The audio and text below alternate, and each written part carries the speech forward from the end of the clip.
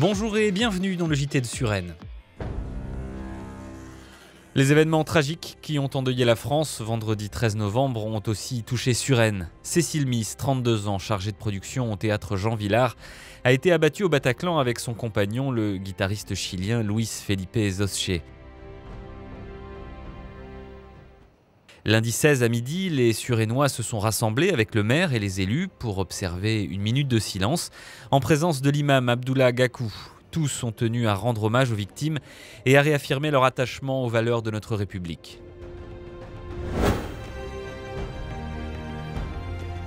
Des valeurs que la ville avait particulièrement mises en avant 2 jours seulement avant le drame. Une cérémonie interreligieuse avait en effet été organisée à la salle des fêtes de la mairie dans le cadre de la commémoration du 11 novembre. Le rabbin Menhem Ouaki, le pasteur Sébastien Fraisse et le père Jean-Marc Kessar avaient chacun lu et commenté un texte issu de leur tradition. Nous commençons les cérémonies de commémoration de l'armistice de 1918 par une célébration interreligieuse qui symbolise la fraternité d'armes de tous ceux qui ont combattu pendant les 2 guerres mondiales. Nous avons de longue date organisé des réunions d'échange avec les représentants des différents cultes et également avec les citoyens qui n'appartiennent à aucun culte. Et je pense que c'est l'expression de ce qu'est la République française laïque. C'est-à-dire qu'elle prend dans ses bras tous ses enfants, quelle que soit leur croyance, et même ceux qui n'en ont pas. Voilà. La matinée s'était poursuivie au cimetière Voltaire. Des jeunes du conseil communal y avaient lu un extrait de la Ballade du cœur de Charles Péguy, tué en septembre 1914. La guerre est faite. Bon débarras. Plusieurs personnalités, dont les représentants des cultes, y avaient déposé une gerbe.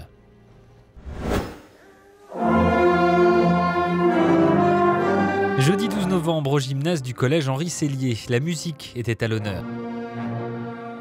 Après un concert des classes d'orchestre de 4e et de 3e, 22 futurs musiciens de classe de 5e ont reçu des instruments prêtés pour 3 ans par la ville.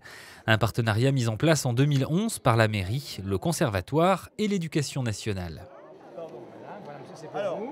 C'est une idée qui consiste à prendre une classe de volontaires au sein du collège avec pour ambition, sur 3 ans, de les conduire à un apprentissage d'orchestre.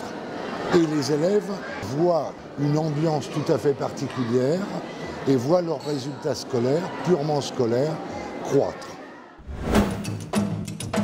Dans le cadre du partenariat entre Suresnes et la ville de Cap-Haïtien, Petit coup d'œil sous Haïti était consacré cette année au boss metal.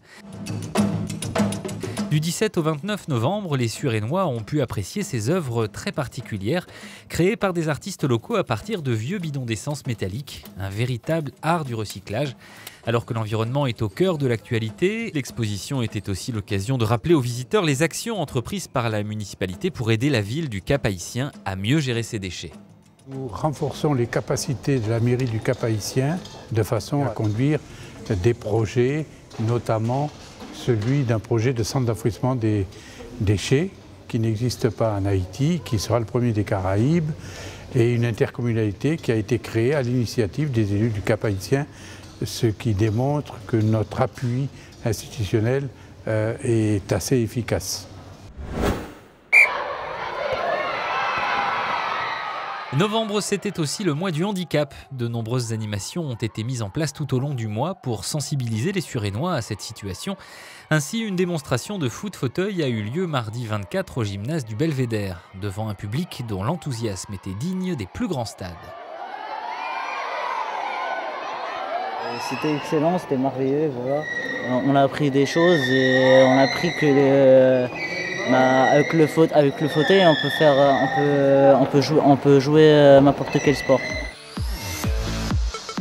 Et c'est sur cette note pleine d'espoir que nous passons à l'agenda de décembre.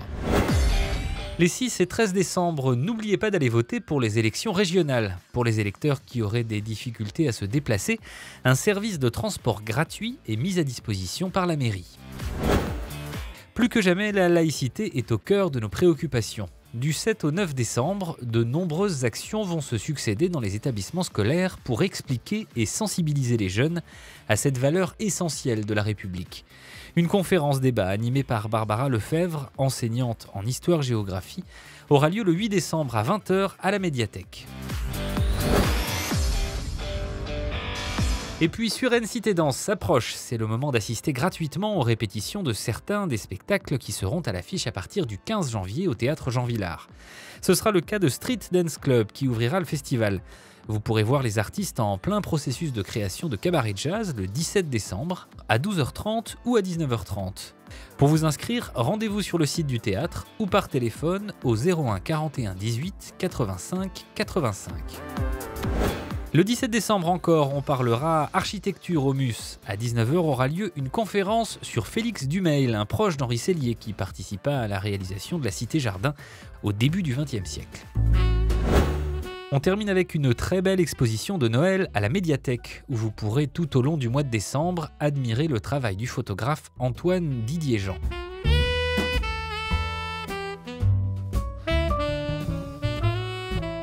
C'est la fin de ce JT, nous vous souhaitons d'excellentes fêtes de fin d'année et vous retrouverons pour un prochain journal en 2016.